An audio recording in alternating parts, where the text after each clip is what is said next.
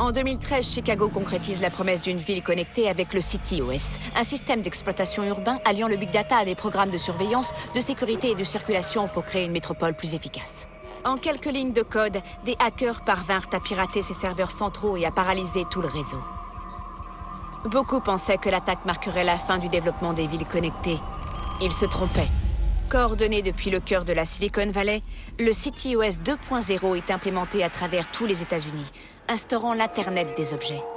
Plus de 6,4 milliards d'appareils connectés servent désormais de point de collecte, consignant nos trajets et gestes quotidiens pour un système plus sûr et plus intrusif. Mais qui d'autre observe? Big Brother ne travaille plus seul.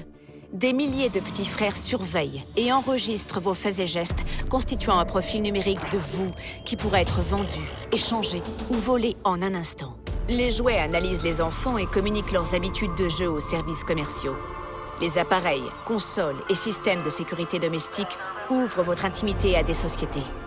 Les commandes de votre véhicule et les appareils mobiles peuvent être piratés à distance par n'importe qui. Vous pensez peut-être que ce n'est pas si grave, ou que vous êtes à l'abri, mais votre ombre numérique est déjà compromise. Les compagnies d'assurance emploient des algorithmes pour surveiller vos habitudes et limiter vos remboursements. Les médecins prédisent l'année de votre mort et déterminent si votre cancer mérite un traitement.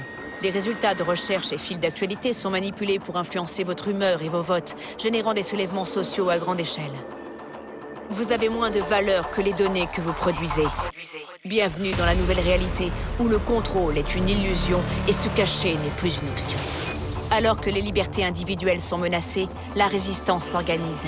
Sonneurs d'alerte, activistes et hackers se dressent contre l'ordre établi et accentuent leur vigilance. Mais sont-ils eux-mêmes un danger? Ou les derniers défenseurs de la liberté?